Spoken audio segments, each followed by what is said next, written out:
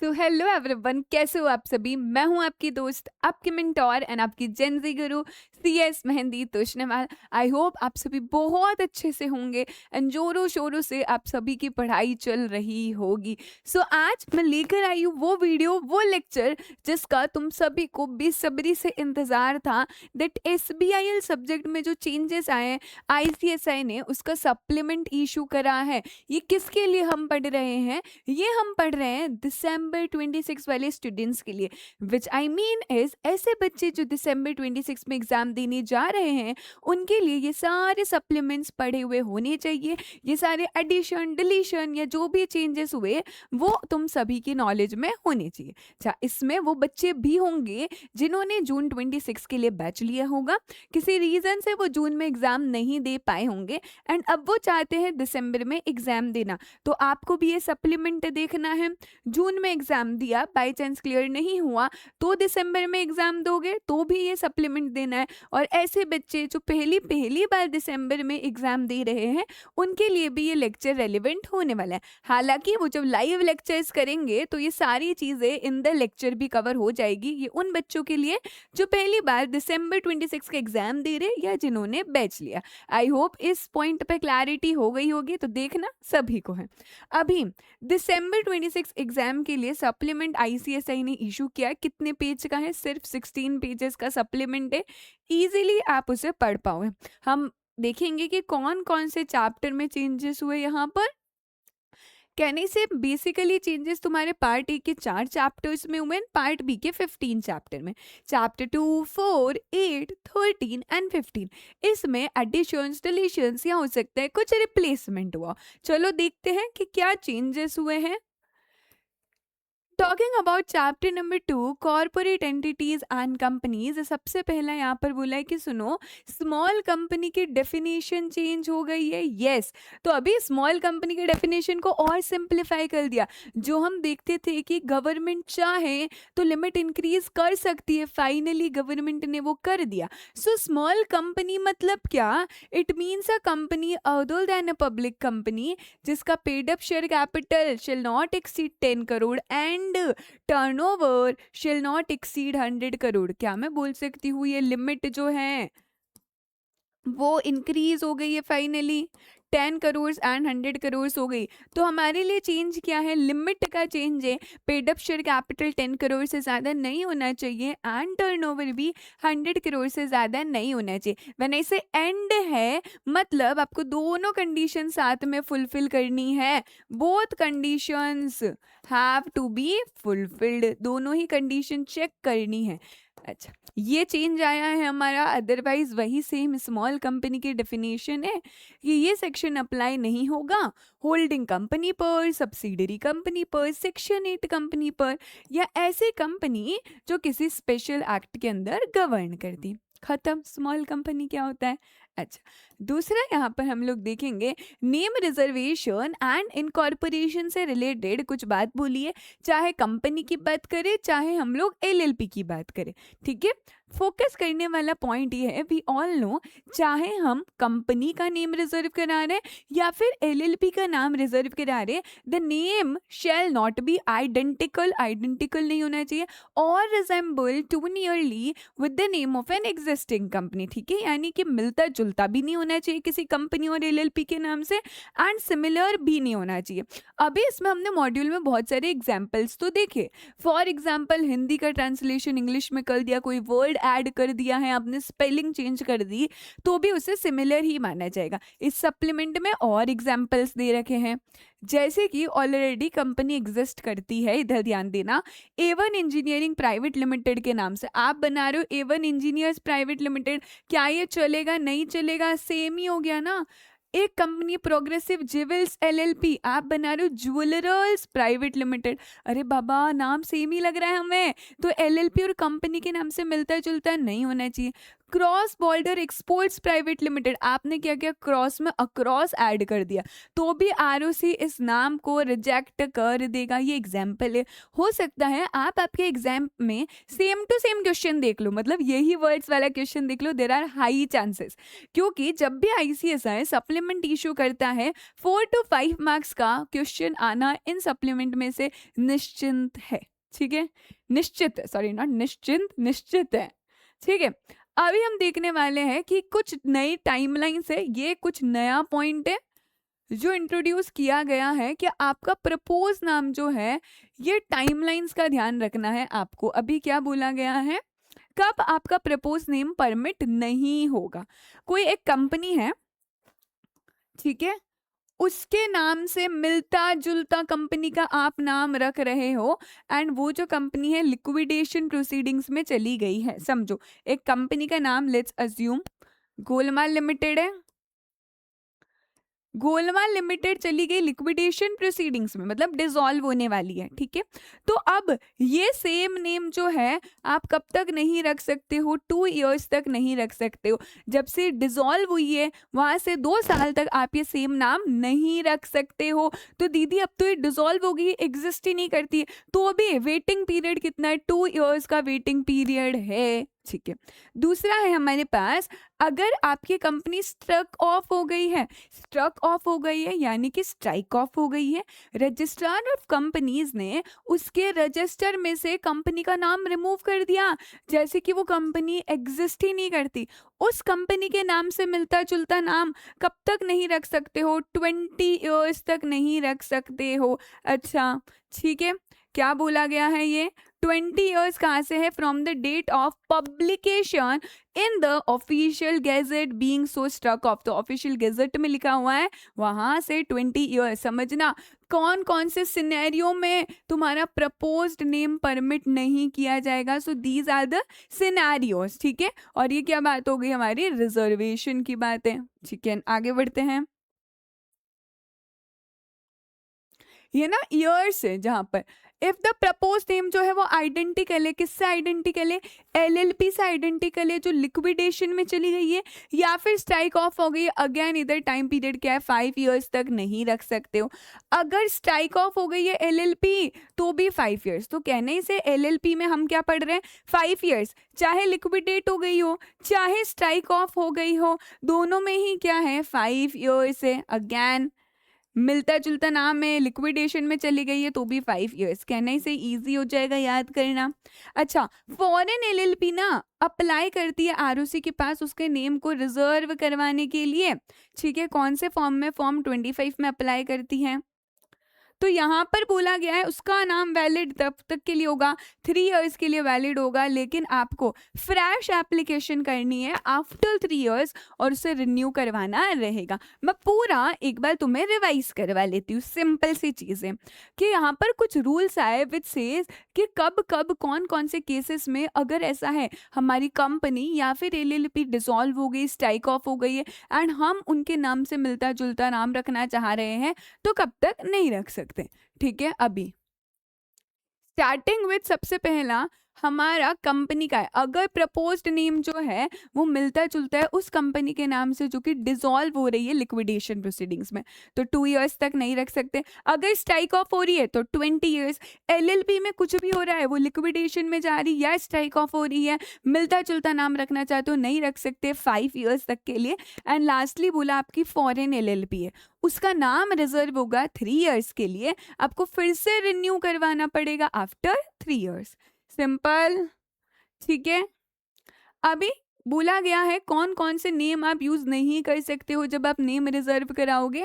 कुछ additional point बोले हैं कि जो भी पॉपुलर अब्रीविएशन आप यूज नहीं कर सकते, जैसे कि नेशनल हैंडलूम डेवलपमेंट कॉरपोरेशन, हमें पता है पॉपुलर है, एनएचडीसी, ब्रिक्स है, ये पॉपुलर है, ये आप यूज नहीं कर सकते हो एलएलपी और कंपनी के नाम पर। ठीक है, तो हमें ये समझ आया कि पॉपुलर एब्रीविएशंस यूज नहीं कर सकते। अच्छा, अगर तुम्हारी कंपनी या एलएलपी के नाम में कोई फॉरेन कंट्री है, कोई फॉरेन सिटी है, तो क्या वो यूज हो सकता है, जैसे कि इटली, इटालियन, तो यहाँ पर क्या ये यूज हो सकता है क्या, बताओ जरा। क्या लगता है? तो यहाँ पर बोला गया है अगर हमारे प्रपोज्ड नेम के अंदर फॉरेन कंट्री, सिटी या ऐसा कुछ नाम है, देन उसे कंसिडर नहीं किया जाएगा। कंपनीज एक्ट के अकॉर्डिंग भी और एलएलपी के अकॉर्डिंग भी कंसिडर नहीं किया जाएगा। ठीक है, तो आप किसी फॉरेन कंट्री, फॉरेन सिटी का नाम यूज नहीं कर सकते हो। अच्छा, जो एप्लीकेंट है उसे डॉक्यूमेंट्री प्रूफ देना पड़ेगा। अगर कोई कोलैबोरेशन है तो मान लो हमारी इंडिया की कंपनी दुबई की कंपनी के साथ कोलैबोरेट करना चाहती है एंड वो नाम भी दुबई रखना चाहते हैं साथ में, कहने से वो कोलैबोरेशन ही, वो मिलजुल कर बिजनेस कर रहे हैं, रख सकते हैं, लेकिन उन्हें डॉक्यूमेंट्री प्रूफ देना पड़ेगा। ये एक तरह से एक्सेप्शन हो गया। अगर कोलैबोरेशन है तो डॉक्यूमेंट्री प्रूफ दे दो आप कि हम मिलजुल कर बिजनेस कर रहे हैं। सेक्शन 8 कंपनी है तो सेक्शन 8 कंपनी के नाम में कौन से वर्ड्स होना चाहिए so that we can identify कि सेक्शन 8 कंपनी है। नाम में होना चाहिए foundation, forum, association, federation, chambers, council, electoral trust, यहाँ पर बोला गया ये वर्ड्स होने चाहिए। या फिर इंस्टीट्यूट, एस्टैब्लिशमेंट, सेंटर, संस्थान, प्रतिष्ठान, मंडल, ये सभी वर्ड्स होने चाहिए। कुछ नए नए वर्ड्स है जो यहाँ पर ऐड हुए। सो क्या सेक्शन 8 कंपनी इन नाम से बन सकती? Yes it is quite important. ठीक है, आगे जाएंगे। यहाँ पर बोला गया है आपकी कंपनी का नाम आप रिजर्व कर रहे हो, किसी भी तरह से ऐसा नहीं लगना चाहिए that it is related to the government, चाहे वो सेंट्रल गवर्नमेंट हो, स्टेट गवर्नमेंट हो, ऐसा नहीं लगना चाहिए कि वो गवर्नमेंट से रिलेटेड है। मैं मेरी कंपनी का नाम नहीं रख सकती हूँ यहाँ पर प्राइम मिनिस्टर के नाम से, मैं मेरी कंपनी का नाम किसी स्टेट गवर्नमेंट, सेंट्रल गवर्नमेंट के नाम से नहीं रख सकती हूँ अगर वो गवर्नमेंट से रिलेटेड नहीं है तो। ठीक है, अच्छा, प्रपोज्ड नेम कैसे नहीं होने चाहिए? एग्जैक्टली सेम है, वैसे ये सब पढ़ रखा है, इसमें कुछ चेंजेस नहीं है। स्टिल एक बार बता देती हूँ मैं तुम सभी को, प्लूरल और सिंगुलर हुआ तो सेम है। जैसे कि समझो मैंने बोला क्रॉस, तो हमने एक कंपनी का नाम यूज कर दिया क्रॉसेस, तो सब सेम माना जाएगा, रिजेक्ट कर देंगे। ठीक है, एग्जिस्टिंग नाम से वो अलग होनी चाहिए, डिफरेंट टर्म्स यूज करना। ठीक है, तुम्हारा वर्ड का ऑर्डर चेंज हुआ तो भी रिजेक्ट होगा। मतलब क्या? ABC लिमिटेड है, मैं जो कंपनी का नाम रख रही हूँ वो ACB लिमिटेड रख रही हूँ, तो भी रिजेक्ट होगा, सिर्फ ऑर्डर चेंज हुआ है। हिंदी का इंग्लिश ट्रांसलेशन कर रहे हो या इंग्लिश का हिंदी ट्रांसलेशन कर रहे हो, वो भी रिजेक्ट होगा। ऑफेंसिव नहीं होना चाहिए लोगों को, और जो ब्रिटिश इंडिया है ये वर्ड यूज नहीं कर सकते हो। आई होप ये सभी तुम्हें याद होगा कि ये तो हमने पढ़ा है। ठीक है, अभी ये क्या बात है ना बेटा, ये बोला गया है इफ एट ऑल तुम कंपनी इनकॉर्पोरेट करते हो, so at the time of incorporation of a company कुछ फैक्टर्स कंसिडर करने होते हैं। अच्छा, जरा मुझे बताओगे कि ये कौन से फॉर्म में हम कंपनी इनकॉर्पोरेट करते हैं? याद तो है ना तुम्हें, स्पाइस प्लस में करते हैं। So at the time of filing that form कुछ चीजों का ध्यान रखना पड़ता है, ये वो बोला गया है। ठीक है, अभी क्या इस पे क्वेश्चन पूछा जा सकता है? नहीं, बिल्कुल भी चांसेस नहीं है यहाँ पर। ठीक है, तो इसको अभी हमें हमारे लिए एग्जाम पॉइंट से रेलिवेंट नहीं है। स्टिल ऊपर से एक बार मैं बता देती हूँ ताकि तुम्हारे मन में ऐसा ना रहे कि दीदी हमने कवर किया है या फिर कवर नहीं किया। क्या फैक्टर्स रेलिवेंट है आपको ध्यान रखना है? ऑथोराइज्ड कैपिटल, सब्सक्राइब्ड कैपिटल की डिटेल्स एकदम परफेक्ट हो, पॉइंट 3 में हो। अभी पूछेंगे, ऐसा थोड़ी नहीं एग्जाम में कौन से पॉइंट में होगा। ठीक है, ऑब्जेक्ट्स जो है कंपनी के वो एज पर कंपनीज एक्ट होने चाहिए। सेक्शन 8 कंपनीज है तो वो कोई भी मनी मार्केट इन्वेस्टमेंट एक्टिविटी नहीं कर सकती क्योंकि वो नॉट फॉर प्रॉफिट कंपनी है। ठीक है, डिविडेंड और पेमेंट से रिलेटेड क्लॉज हटा देने हैं अगर वो सेक्शन 8 कंपनी है तो। किसके लिए बोला गया? सेक्शन 8 कंपनी के लिए। ऐसा क्यों? याद करो, सेक्शन 8 कंपनी के पास प्रोहिबिशन है। क्या प्रोहिबिशन है? वो अपना प्रॉफिट डिस्ट्रीब्यूट नहीं कर सकती मेंबर्स में एज ए डिविडेंड। तो आर्टिकल्स और MOA में अगर लिखा हुआ है तो उसे रिमूव कर दोगे आप। AOA किसके अकॉर्डिंग होना चाहिए? MOA के अकॉर्डिंग होना चाहिए। ठीक है, सेक्शन 8 कंपनी के जो सारे एसेट्स है, क्या हम वो मेंबर्स को ट्रांसफर कर देंगे वाइंडिंग अप पे? नहीं, वो कभी भी मेंबर्स को ट्रांसफर नहीं होने वाले हैं। ये हम किसके अकॉर्डिंग पढ़ा? देखो, ये हमने पूरा सेक्शन 8 कंपनी के अकॉर्डिंग देखा। ठीक है, OPC कौन सा बिजनेस कैरी नहीं कर सकती? NBFC वाला इन्वेस्टमेंट एक्टिविटीज कैरी नहीं कर सकती हैं, ये ऑलरेडी हमें पता है। मेंबर्स के अलावा किसी को शेयर्स इशू नहीं कर सकती है। अच्छा, अभी आए हम LLP पे। एलएलपी में बोला गया है जो भी डीपीज है उनका हम कंसेंट लेते हैं फॉर्म 9 में, उन सबके पास डिन या डीपिन होना चाहिए। ओके, बिना उसके तो कैसे ही आएगा वो, सो डिन और डीपिन होना चाहिए। फिर बोला गया है यहाँ पर आपको विटनेस की और सब्सक्राइबर शीट देनी है, ठीक है, नॉट रेलिवेंट, ठीक है, तुम्हें इनको अलग से पढ़ने की जरूरत नहीं है, मैं बता रही हूँ, तो इस पे प्रेशर मत देना, ठीक है। अगर आपकी कंपनी एलएलपी में कन्वर्ट हो रही है तो ध्यान रखना कि कोई मिसमैच ना हो शेयर होल्डिंग पैटर्न में, मतलब जैसा शेयर होल्डिंग पैटर्न था वैसा ही रहना चाहिए, कोई डिटेल्स में चेंजेस नहीं होना चाहिए। रेलिवेंट डॉक्यूमेंट्स दे दो। पार्टनरशिप फॉर्म एलएलपी में कन्वर्ट हो रही है तो पार्टनरशिप डीड दे दो आप, इनिशियल वाली भी और लेटेस्ट वाली भी। Not important, not relevant, but तुम्हें ऐसा ना लगे कि हमने कुछ छोड़ा है इसलिए मैं करवा रही हूँ। नेम चेंज कर रहे हैं यहाँ पर हम किसका, एग्जिस्टिंग कंपनी या एग्जिस्टिंग एलएलपी का, तो कैसे होगा। तो सबसे पहला हम नाम चेंज कर रहे हैं, ऑलरेडी एग्जिस्ट कर रही कंपनी, मेरी कंपनी का नाम तब बड़ी होशियार लिमिटेड, ठीक है। अब मैं चेंज करके करना चाह रही हूँ क्या, मेरी कंपनी का नाम लेट्स अज्यूम सबसे होशियार लिमिटेड, ठीक है, ये करना चाह रही हूँ, तो क्या मैं बोल सकती हूँ एग्जिस्टिंग कंपनी है, उसका नाम चेंज कर रहे हो, बोल्ड रेजोल्यूशन पास हो जाएगा यहाँ पर, ठीक है। ये प्रिंट किस पे होगा, कंपनी के लेटर हेड पे बोल्ड रेजोल्यूशन पास होगा, डायरेक्टर्स का अप्रूवल लेना है हमें, ठीक है। अगर एलएलपी है तो डेजिग्नेटेड पार्टनर्स का अप्रूवल लेना रहेगा। माइनर चेंजेस भी है तो अच्छा, ये तुम्हें पता नहीं था कि अगर एलएलपी और कंपनी का नाम चेंज हो रहा है कौन सा फॉर्म जाएगा, रन में नाम चेंज होगा, कंपनी है तो, और एलएलपी है तो रन एलएलपी में नाम चेंज होने वाला है हमारा, ठीक है। एंड फिर फ्रेश सर्टिफिकेट ऑफ इनकॉर्पोरेशन मिल जाएगा। बस डराया जा रहा है तुम्हें, खत्म। अब आएंगे हम चैप्टर 4 पे कि स्टार्टअप के डेफिनेशन में कुछ चेंज आया है। It is very very important, इसके लिए तुम्हें मैं पढ़ाऊंगी मेरे हैंड रिटन नोट्स से, ये इस पे क्वेश्चन आने के पूरे पूरे चांसेस हैं हमारे स्टार्टअप वाली चीज़ पे। अच्छा, स्टार्टअप क्या होता है हमें पता है, स्टार्टअप कौन से फॉर्म में हो सकता है, private company, partnership form, LLP, यही पढ़ा था हमने। तो चेंजेस क्या आया, चेंज ये आया कि स्टार्टअप कोऑपरेटिव सोसाइटी है तो ये भी स्टार्टअप कंसिडर करी जाएगी। पहले हमने देखा अगर आप पार्टनरशिप फॉर्म, प्राइवेट कंपनी या एलएलपी के फॉर्म में बिजनेस कर रहे हो then it will be considered as startup, लेकिन अब कोऑपरेटिव सोसाइटी भी स्टार्टअप कहलाएगी। When I say cooperative society तो इसमें कोऑपरेटिव सोसाइटीज भी आ गए, मल्टी स्टेट कोऑपरेटिव सोसाइटी भी आएगी। अच्छा, बाकी सेम चीज क्या है यहाँ पर, ये कब तक स्टार्टअप कहलाएगी, 10 years from the incorporation startup कहलाएगी, सेम है।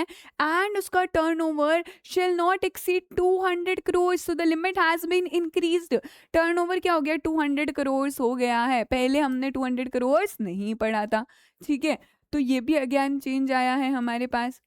सबसे पहला स्टार्टअप क्या है, स्टार्टअप कौन से फॉर्म में हो सकता है, if the entity is incorporated in the form of a partnership form, private company, LLP, cooperative society, ठीक है।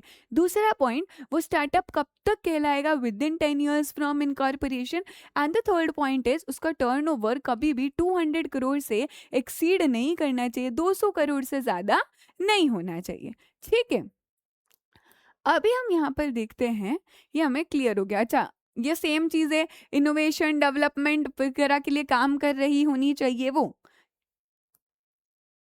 अभी मैंने नोट लिखा है, अगर किसी एंटिटी का टर्नओवर 200 करोड़ से ज़्यादा हो जाता है या 10 साल से ज़्यादा हो जाते हैं उसे, तो अब हम उसको स्टार्टअप नहीं कहेंगे। एक नई चीज़ ऐड हुई है, that is deep tech startup. ये क्या होता है, ये यहाँ पर बोला गया है ऐसे स्टार्टअप्स, कैसे स्टार्टअप्स, डीप टेक स्टार्टअप्स मतलब क्या होता है देखेंगे जरा यहाँ पर। ऐसे स्टार्टअप जिनके ये फैक्टर्स है, यानी कि वो साइंटिफिक मेथड यूज कर रहे हैं, नया नॉलेज, नई टेक्नोलॉजी यूज कर रहे हैं, ठीक है। या फिर एक्सपेंडिचर बहुत ज़्यादा हो रहा है रिसर्च एंड डेवलपमेंट में, बहुत ज़्यादा खर्चा हो रहा है रिसर्च एंड डेवलपमेंट में, कोई नई टेक्नोलॉजी यूज कर रहे हैं, इंटेलेक्चुअल प्रॉपर्टी बना रहे हैं, जैसे कि कुछ इन्वेंशन कर रहे होंगे, हो सकता है पेटेंट, ट्रेडमार्क जैसा, ठीक है। एंड इधर हाई कैपिटल चाहिए, ज़्यादा पैसा चाहिए, इंफ्रास्ट्रक्चर्स ज़्यादा चाहिए एंड बहुत लंबा पीरियड लगता है। तो उन स्टार्टअप्स को, उन बिजनेस को हम क्या बोलेंगे? Deep tech startup. 4 पॉइंट से सुनो मेरी बात, सब हैंड रिटन नोट्स मिल जाएंगे तुम्हें ये वाले। कैसे काम कर रही है? It is working towards providing a solution जिसमें साइंटिफिक अप्रोच चाहिए। दूसरा, हाई अमाउंट ऑफ मनी चाहिए होगा, यहाँ पर कैपिटल ज़्यादा चाहिए, इंफ्रास्ट्रक्चर ज़्यादा चाहिए। थर्ड, आपका एक्सपेंडिचर ज़्यादा हो रहा है रिसर्च एंड डेवलपमेंट में। And fourth and the last one is आप कोई इंटेलेक्चुअल प्रॉपर्टी क्रिएट कर रहे हो। तो ऐसे जो स्टार्टअप है, इससे हमें पता चल गया कि इनको तो ज़्यादा टाइम लगेगा रिसर्च एंड डेवलपमेंट में। तो यहाँ पर बोला गया है अगर तुम डीप टेक स्टार्टअप हो तो तुम्हें स्टार्टअप हम मानेंगे। कब तक स्टार्टअप मानेंगे? तुम्हें हम स्टार्टअप 20 ईयर्स तक के लिए मानेंगे। नॉर्मल केसेस में 10 ईयर्स था, लेकिन if it is a deep tech startup हम उसे स्टार्टअप मानेंगे 20 ईयर्स के लिए। And turnover shall not exceed 300 crore. Normal cases में 200 करोड़ था, यहाँ पर क्या है? 300 करोड़ से ज़्यादा नहीं होना चाहिए। ये मैं अटैच कर दूंगी सप्लीमेंट के साथ ही तुम्हें। ये हमारे चेंजेस आए स्टार्टअप की डेफिनेशन में। इफ़ यू आर वंडरिंग कि दीदी कहाँ है कहाँ है, बता देते हैं तुम्हें। सप्लीमेंट है, स्टार्टअप की डेफिनेशन है, ठीक है। किस फॉर्म में होना चाहिए? Private company, partnership form, cooperative society. Underline कर लेती हूँ, LLP, partnership form, cooperative society, ठीक है। प्राइवेट कंपनी हो गया हमारा 10 साल के लिए। टर्नओवर नॉट एक्सीडिंग 200 करोड़, ठीक है। इनोवेशन, डेवलपमेंट, इंप्रूवमेंट के लिए काम कर रही है। If I talk about deep tech startup तो इसके लिए 20 years and turnover 300 crore rupees का है, ठीक है। अच्छा, डीप टेक स्टार्टअप क्या होता है? ये हमने पढ़ रखा है ऑलरेडी। स्प्लिट अप, रिकंस्ट्रक्शन नहीं होना चाहिए। डीप टेक स्टार्टअप के लिए पूरा मैंने तुम्हें हैंड रिटन नोट दे दिया है,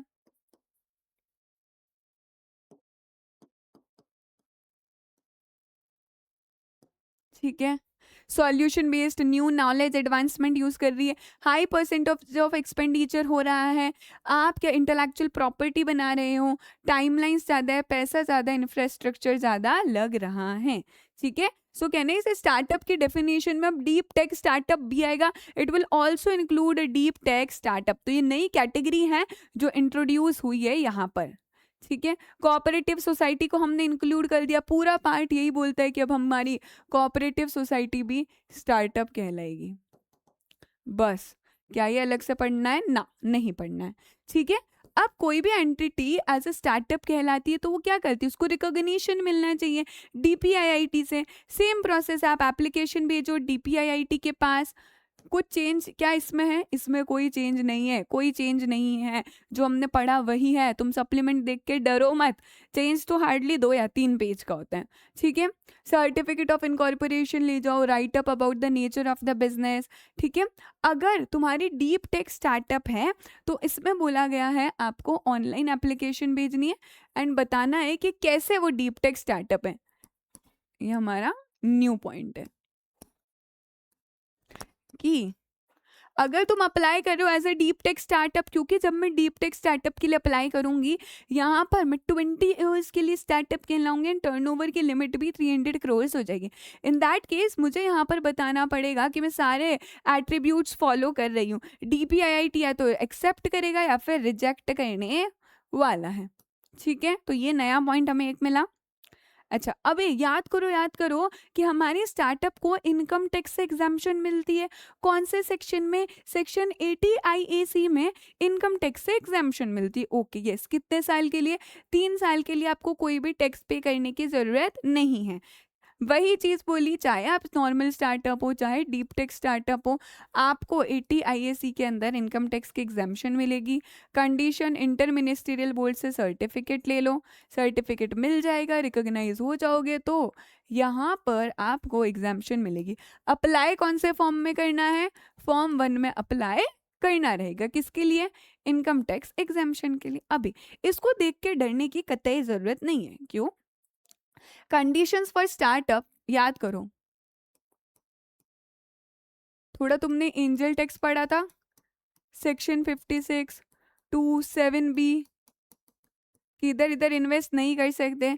वही पॉइंट है, माइनर सा चेंजेस है। क्या कंडीशन है, बोला गया स्टार्टअप को अपना पैसा बिजनेस एक्टिविटीज में लगाना है, जिस चीज का बिजनेस है उसमें लगाना है, इनोवेशन में, रिसर्च में लगाना रहेगा, एंड ऐसी और कोई एक्टिविटीज और इन्वेस्टमेंट में वो एंगेज नहीं हो सकती है, एक्सेप्ट अगर कोई ऑर्डिनरी कोर्स ऑफ बिजनेस है। मतलब अगर मेरा मोबाइल फोन का बिजनेस है तो मेरा वो ऑर्डिनरी कोर्स ऑफ बिजनेस हुआ, मैं मोबाइल फोन को खरीद रही हूँ, बेच रही हूँ, खरीद रही हूँ, बेच रही हूँ, ठीक है, ये मैं कर सकती हूँ। अगर मेरा ज्वेलरी का बिजनेस हुआ तो मेरे स्टॉक एंड ट्रेड है, मैं खरीद रही हूँ, मैं बेच रही हूँ, ठीक है। लेकिन क्या स्टार्टअप में पैसा आया, मैं उस पैसे से कोई घर खरीद सकती हूँ, कोई प्रॉपर्टी खरीद सकती हूँ क्या मेरे लिए? वो बोला है नहीं, स्टार्टअप का मेन पैसा आपको कहाँ लगाना है, आपकी बिजनेस एक्टिविटीज में, रिसर्च में, इनोवेशन में लगाना रहेगा। सो जब तक आपका रिकॉग्निशन पीरियड चल रहा है, रिकॉग्निशन पीरियड चल रहा है मतलब 10 साल तक वो स्टार्टअप कहलाएगा, तो 10 साल, डीप टेक स्टार्टअप है तो 20 ईयर्स, तब तक आपको इन इन इन इन एसेट्स में इन्वेस्ट नहीं करना है।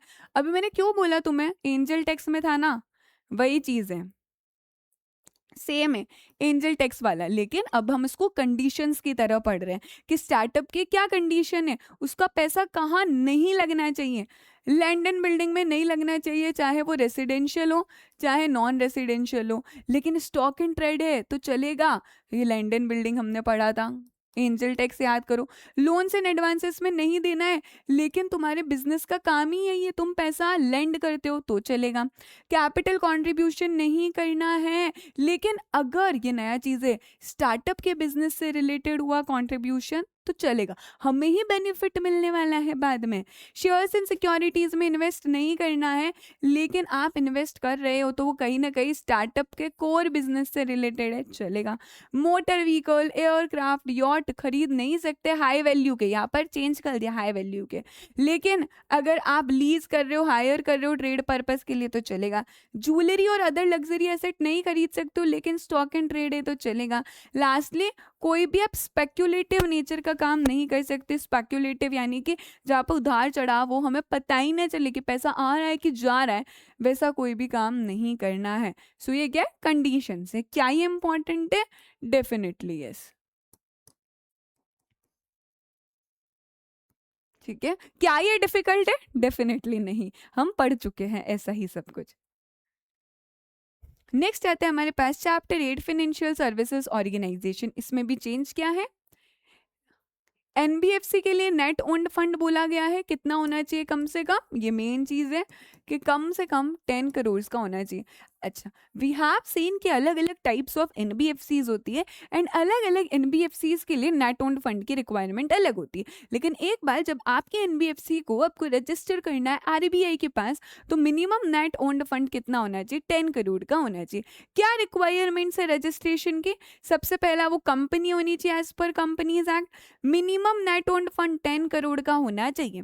सेकंड पॉइंट में यही बोलता है, अगर तुम अलग अलग तरह की एनबीएफसी हो तो अलग अलग नेट ओन्ड फंड की रिक्वायरमेंट होगी, ठीक है। और आपको एप्लीकेशन कौन से पोर्टल पर भेजनी है? पोर्टल क्या है? रिजर्व बैंक ऑफ इंडिया का प्रवाह पोर्टल है, ये इंपॉर्टेंट है। कौन से पोर्टल पर एप्लीकेशन भेजेंगे? प्रवाह पोर्टल पर एप्लीकेशन भेजेंगे। सो क्या मैं कह सकती हूँ कंपनी होनी चाहिए, minimum net owned fund 10 crore का, एंड प्रवाह पोर्टल पर एप्लीकेशन भेजेंगे, बस इतनी ही बात। अब अलग अलग तरह की एनबीएफसीज होती हैं, जो नई एनबीएफसीज ऐड हुई है वो सिर्फ 4 ऐड हुई है, बाकी सब पढ़ चुके हैं हम।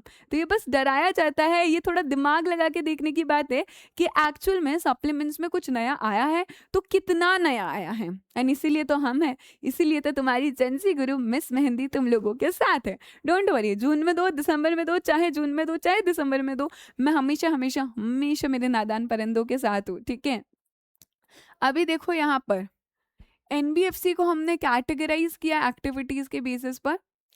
एक नई जो एनबीएफसी यहाँ पर आई है वो क्या आई है हमारी, इन्वेस्टमेंट एंड क्रेडिट कंपनी, ठीक है। ये क्या बोला है, इसका काम क्या होता है? इसका काम होता है असेट फाइनेंस करना, फाइनेंस प्रोवाइड करना, लोन्स देके भी फाइनेंस प्रोवाइड करा सकती है, एंड दैट इज इट। तो basically investment and credit company से हमें पता चलता है कि ये जो कंपनी है लोन्स देती है, ये एडवांसेस देती है यहाँ पर, एंड यही इसका मेजर काम होता है, ठीक है। हाउसिंग फाइनेंस कंपनी ऑलरेडी हम पढ़ चुके हैं, सेम है। तो जो नया है हम वो पढ़ेंगे, निफ्रा भी पढ़े हैं, कोर इन्वेस्टमेंट आई नो तुम्हारा टाइम बहुत प्रीशियस है ना। नया आया है हमारे पास स्टैंड अलोन प्राइमरी डीलर्स, ये एक नई तरह की एनबीएफसी। उप्स उप्स उप्स उप्स, रुको जरा।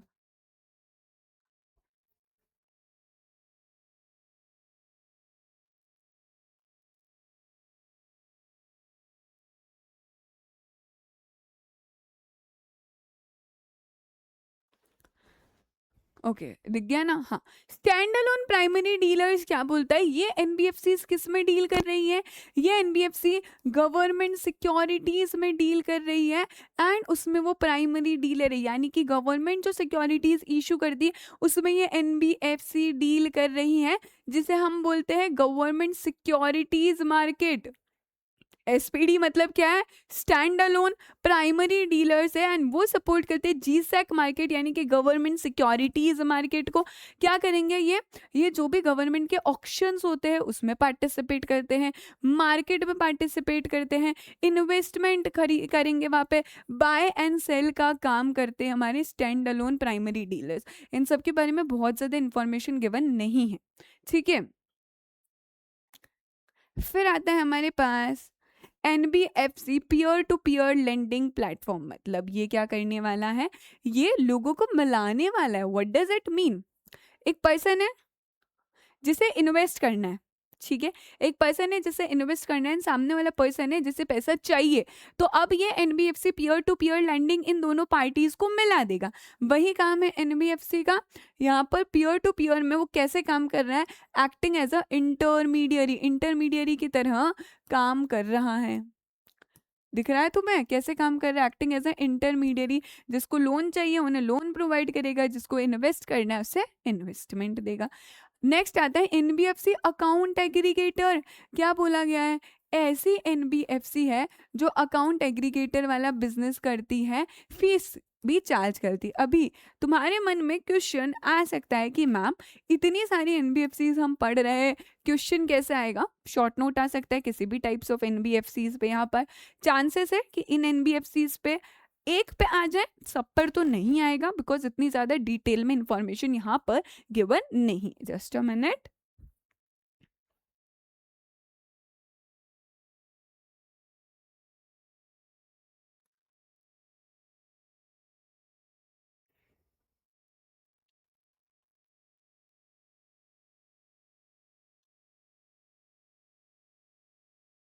ठीक है, ओके, आई होप ये क्लियर एंड स्टिल मैं चाहती हूँ कि तुम्हें क्या करती हूँ, तुम्हारे लिए ना एक कंपैरेटिव चार्ट बना देती हूँ जो भी न्यू एनबीएफसीज है या स्पेस है हमारे पास।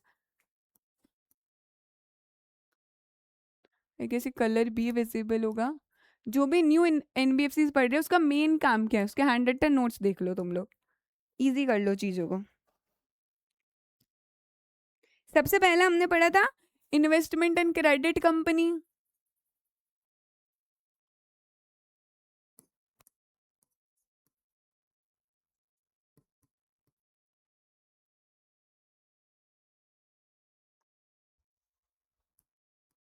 ठीक है, ब्लू ब्लू कलर।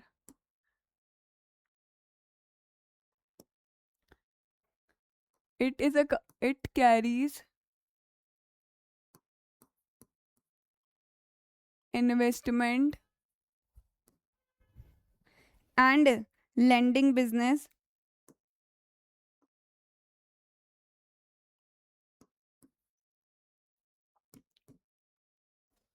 ठीक है, it gives loans, invest in shares, debentures,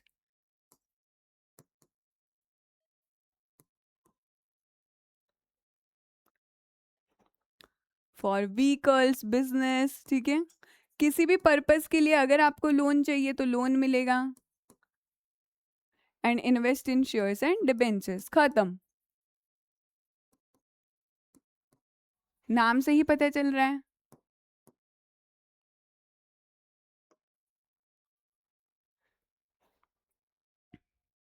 अब आता है हमारे पास सेकंड तरह की कंपनी।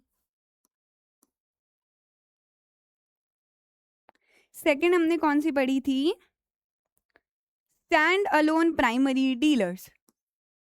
अच्छा, ये किस में डील करते हैं, ये डील करते हैं गवर्नमेंट सिक्योरिटीज में स्टैंड अलोन प्राइमरी डीलर्स ना। तुम्हें टेंशन लेने की जरूरत नहीं है, जब तक तुम्हारी मिस मेहंदी है तुम्हें ये मेरे प्यारे हैंड रिटन नोट्स भी मिल जाएंगे।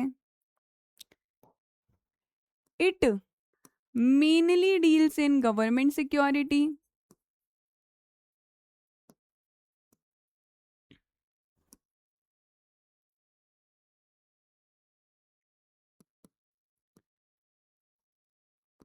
किसके साथ डील करता है ये?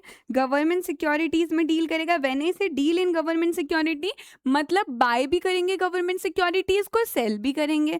Also it helps the government.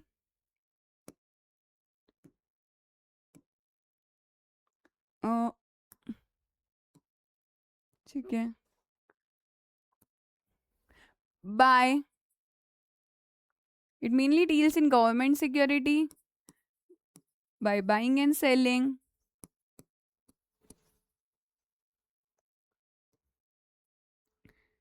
which provides liquidity.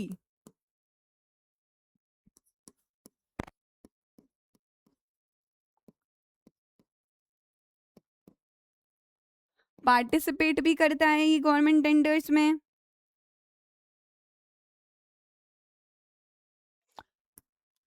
हमने पढ़ा था यहाँ पर, it participates in primary auctions,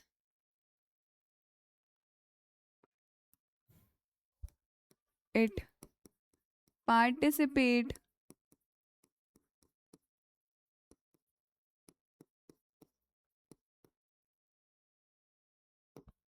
auction। ठीक है, फिर थर्ड टाइप ऑफ एनबीएफसी जो हमने पढ़ी यहाँ पर, NBFC peer to peer lending platform.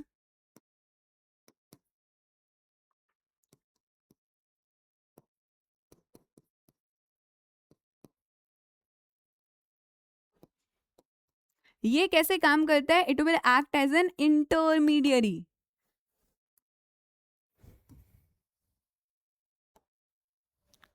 It acts as an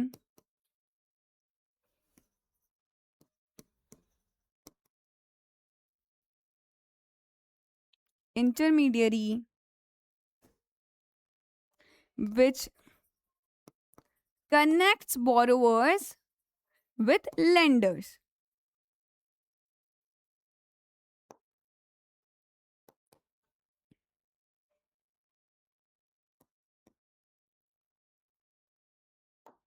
Last one is NBFC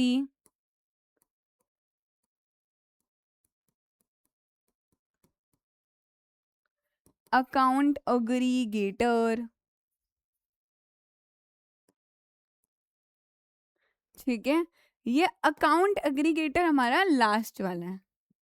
I think space है, yes yes we have enough space.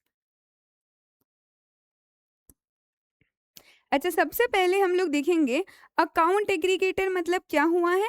Basically ये एक कस्टमर की फाइनेंशियल इंफॉर्मेशन अपने पास रखता है, इसे शेयर करता है। तो तुम्हारे दिमाग में क्वेश्चन आ सकता है कि दीदी किसी पर्सन की फाइनेंशियल इंफॉर्मेशन सेल करना क्या वो करेक्ट है, क्या हम ऐसा कर सकते हैं? देखो, जब वो फाइनेंशियल इंफॉर्मेशन शेयर होती है it is shared with consent, consent के साथ होती है। सो यहाँ पर एक बार हम ऐसे लिख देते हैं, it collects and share customers' financial information,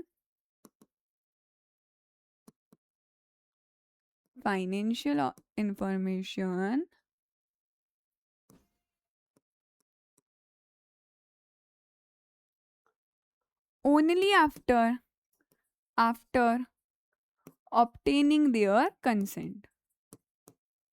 उनका कंसेंट मिलेगा तो वो शेयर करेगा।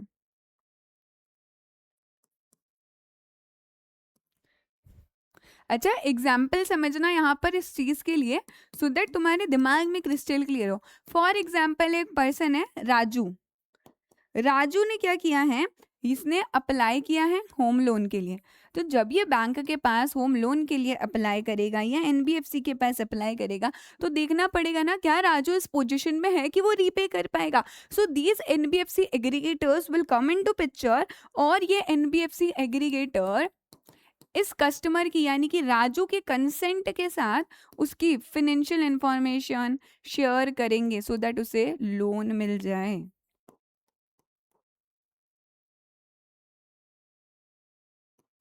क्या ये क्लियर हुआ?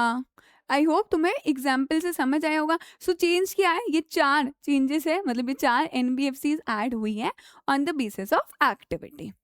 अब आते हैं नेक्स्ट चैप्टर पे, chapter 13 initial registration and licences. यहाँ पर क्या हुआ है, सी तुम्हें पता है ना, अभी बीच में फूड सेफ्टी की कितनी ज़्यादा बातें चल रही थी कि कितनी प्रॉब्लम हो रही, एफएसएसएआई को भी ये फाइनली बात लगी और वो अमेंडमेंट लेकर आए कि किस तरह से हम इस चीज़ को और इम्प्रूव कर सकते हैं। वी आर सीइंग कि कुछ फूड कैसे बनता है, कितने अनहाइजीनिक तरह से बन रहा है, कौन से ऐसे मटेरियल से, कौन सी ऐसी चीज़ें ऐसे केमिकल से जो यूज़ हो रहे हैं but they are harmful to the health of the person. इसीलिए यहाँ पर चेंजेस आए। अभी you can see food safety and standards में अमेंडमेंट ये 2026 में है। सबसे पहले पेटी फूड बिजनेस ऑपरेटर्स मतलब क्या होता है, आप कुछ भी खाना बेच रहे हो, यानी कि चाहे आप मैन्युफैक्चर कर रहे हो, सेल कर रहे हो, आप छोटे से पेटी रिटेलर हो, छोटू से आपके स्टॉल है ना, आप यहाँ पर घूम घूम के सेल कर रहे हो, जैसे कि हमने देखा पानी पूरी वाला है, आइसक्रीम वाली फूड ट्रक है, या फिर आप खाना सर्व कर रहे हो किसी सोशल गैदरिंग में, ये सब पेटी फूड में आएगा। क्या नहीं आएगा, केटरर नहीं आता है।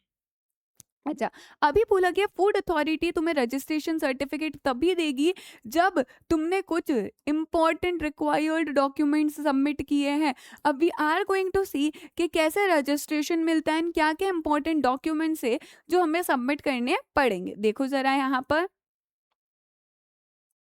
सी रजिस्टरिंग अथॉरिटी तुम्हें सर्टिफिकेट तब देगी जब वो सेटिस्फाई हो जाती कि सेफ्टी है, हाइजीनिक है एंड सैनिटरी कंडीशंस का ध्यान दिया जा रहा है। इंस्पेक्शन किया जाएगा एंड जब तुम्हारी यूनिट का इंस्पेक्शन किया जाएगा दे आर गोइंग टू सी क्या उस यूनिट में सेफ्टी है, क्या हाइजीन पे ध्यान दिया जा रहा है, सैनिटरी कंडीशन सही है ना यहाँ पर।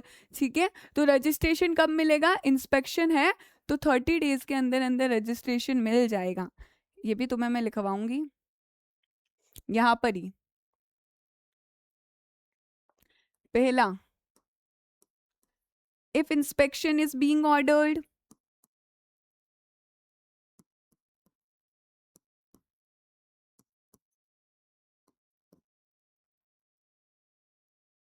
ठीक है, अगर इंस्पेक्शन ऑर्डर किया गया the registration shall be granted.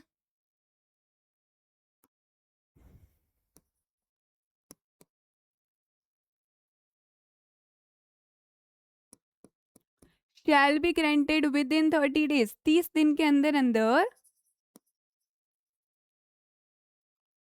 उप्स, क्या कर रहे हो तुम लोग, नहीं लिखना है क्या तुम्हें, नहीं पढ़ाई करनी है क्या, नहीं पढ़ाई करनी है, ऐसे ही बोल देते कि दीदी हमें अमेंडमेंट नहीं पढ़ना है। ठीक है, आई गेस तुम लोगों को पुरानी यादें ताज़ा हो गई होगी क्लास की कि मैम पढ़ा रहे हैं, पढ़ा दे पूछो, लाइट्स गई। हाँ, तो हम क्या पढ़ रहे थे, सी आई होप अभी तक जितना हमने पढ़ा वो क्लियर होगा।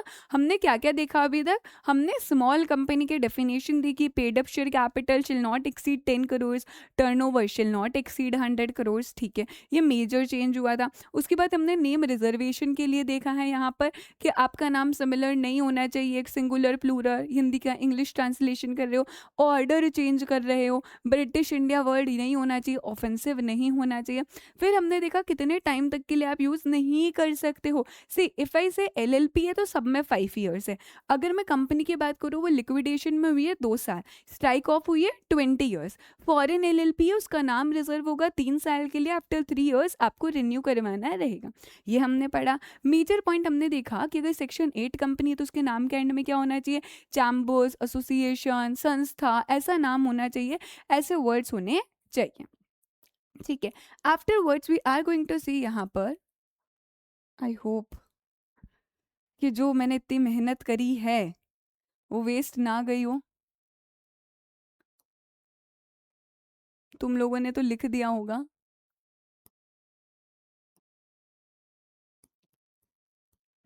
नहीं नहीं नहीं भगवान जी, प्लीज प्लीज हो वो। शिट। उप्स। क्यों किया मेरे साथ ऐसा? तो अगर लिखा हो तो प्लीज मेरे को शेयर कर देना है एनबीएफसी वाला। वीडियो में पीछे जाना एंड पीछे जाकर तुम्हें वो मिल जाएगा, या वीडियो में पीछे जाना एंड वो पूरा मिल जाएगा तुम्हें, उससे नोट डाउन कर लेना। आई होप तुम लोगों ने नोट डाउन किया ही होगा। अब हम आते हैं हमारे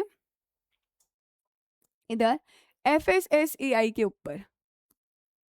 ठीक है, यहाँ पर हमने क्या देखा, अगर इन्वेस्टिगेशन ऑर्डर करी है, इफ इन्वेस्टिगेशन इज ऑर्डर्ड,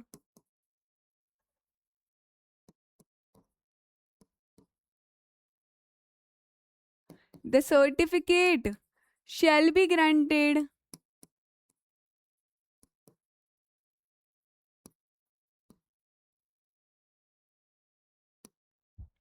कितने दिनों के अंदर अंदर, 30 डेज के अंदर अंदर मिल जाना चाहिए।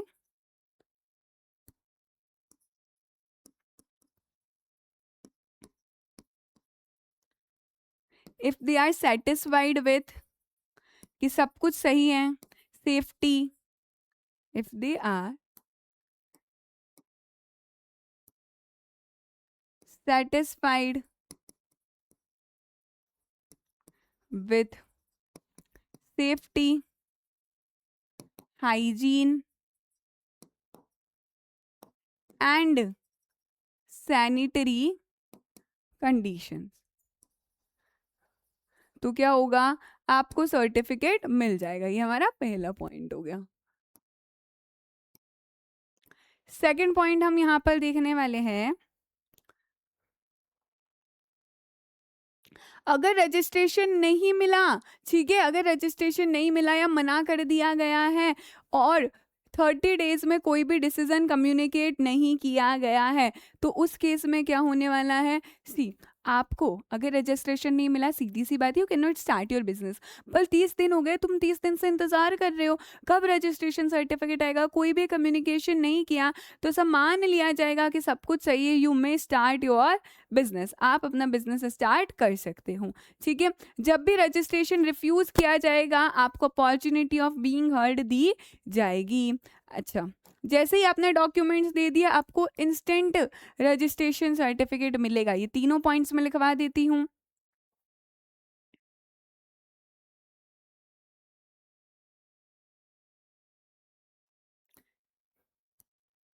Second point, if no decision is given within 3, बहुत बड़ा हो गया ना, if no decision is given within 30 days,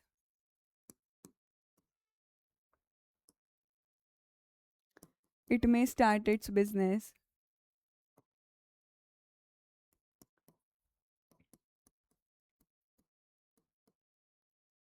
Third, before rejecting, OOBH shall be given, opportunity of being heard shall be given. Done हो गया हमारे तीनों points. अच्छा, इंस्टेंट सर्टिफिकेट मिल जाएगा। अब मैं बात करती हूँ, ये रजिस्ट्रेशन सर्टिफिकेट वैलिड रहेगा क्या? Yes, it will be valid जब तक कि उसे सस्पेंड कैंसिल नहीं किया जाए। अगर कोई पर्सन है जिसने एनुअल लाइसेंस का पेमेंट नहीं किया है, रजिस्ट्रेशन फीस पे नहीं करी है, तो आपका लाइसेंस क्या हो जाएगा? सस्पेंड हो जाने वाला है। अच्छा, सस्पेंड हो गया, अब उसके बाद हमने पेमेंट कर दिया, तो फिर से हमारा सस्पेंशन रिवोक कर लिया जाएगा, मतलब तुम्हारा सस्पेंशन वो अथॉरिटी वापस ले लेगी। बिजनेस क्लोज कर रहे हो, इन दैट केस आपको क्या करना है, 30 डेज के अंदर अंदर लाइसेंसिंग अथॉरिटी को बताना है या रजिस्टरिंग अथॉरिटी को बताना है, सो दैट तुम तुम्हारा सर्टिफिकेट सरेंडर कर दोगे। कोई भी रिफंड नहीं मिलने वाला है इन रेगुलेशंस के अंदर। एंड फूड अथॉरिटी चाहे तो कुछ स्पेसिफिक कंडीशन बता सकते हैं, इस पे ध्यान नहीं देना है। एक बार मैं फिर से तुम्हें पूरा पॉइंट बताऊंगी, ठीक है? आई होप मैं इसे लिखवा दूं तुम्हें।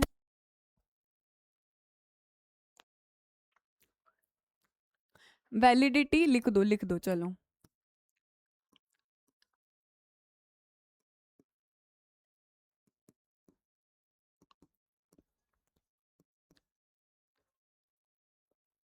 Validity of registration and licence.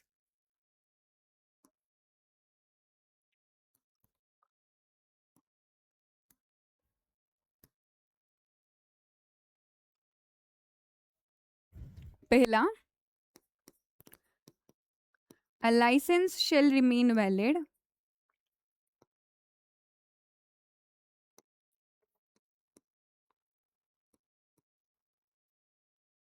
unless it is cancelled, surrendered, ठीक है? वो वैलिड ही रहने वाला है जब तक उसे कैंसिल ना कर दिया जाए, सरेंडर ना कर दिया जाए, या फिर वो सस्पेंड ना हो जाए।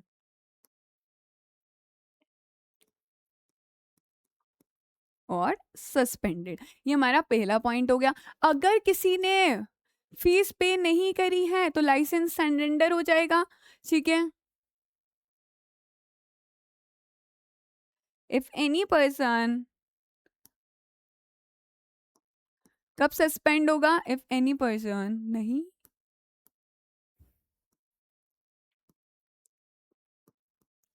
फेल्स टू पे the fee,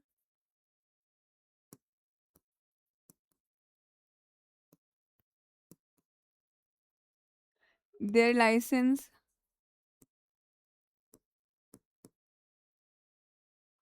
will be suspended. So after payment, it can be revoked. The suspension will be revoked.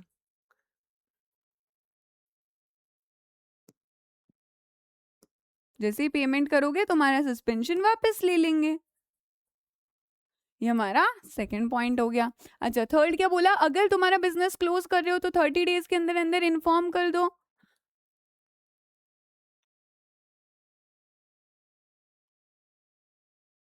In case of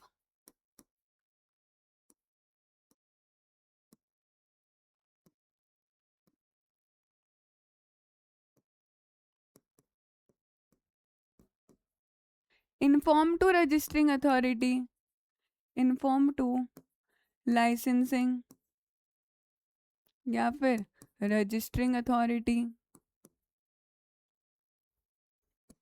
and surrender.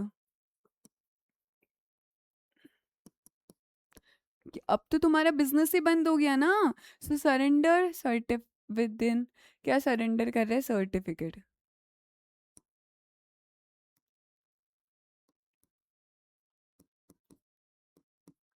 With in. तो अब आप लोग डायरेक्टली इन्हीं से पढ़ सकते हो। प्लीज इस सबको नोट डाउन कर देना अपनी नोटबुक में। खत्म, ठीक है? That is it. चैप्टर 15 में तो बस क्या बोले, जो हमने नए लेबर लॉज पढ़े थे, पूरे लॉज नए पढ़े थे, अब क्या आया है माय नादान परिंदो? अभी आ गए हमारे रूल्स। जैसे कि कंपनी में भी हम लोग देखते हैं, कंपनीज एक्ट में सेक्शंस पढ़ते हैं हम लोग, इन साथ में रूल्स आते हैं। वैसे ये नए लेबर लॉज में हमने अभी तक लॉज पढ़े थे, चैप्टर 15 बोलता है नए रूल्स इंट्रोड्यूस करे गए 8 मई 26 को। सिर्फ ये रूल्स के बारे में बोला गया, कोड ऑन वेजेस के rules, social security, occupational safety के रूल्स, इंडस्ट्रियल रिलेशन कोड के रूल्स। तो आपको क्या ध्यान रखना है? न्यू रूल्स इंट्रोड्यूस्ड, बस। इनको कुछ ध्यान रखने की जरूरत नहीं, हम लॉ में अलग से पढ़ेंगे, चैप्टर्स में पढ़ेंगे, वही चीज है। एंड देखो देखो देखो, स्वाहा हो चुका है। कहा था ना मैंने तुम्हें? बाय CS मेहंदी तोशनीवाल, ठीक है? ऐसे ही नहीं बोलते हैं कि एसबीआईएल होगा easy with your CS mehndi दीदी। लिख दे यहाँ पर हम, इजी पीजी लगा।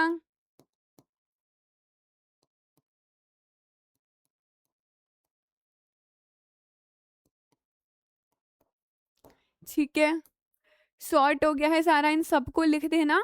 ये मैं अंडरलाइन कर दूंगी, जो जो भी मेन पॉइंट्स हैं वो तुम्हारे साथ शेयर हो जाएगा।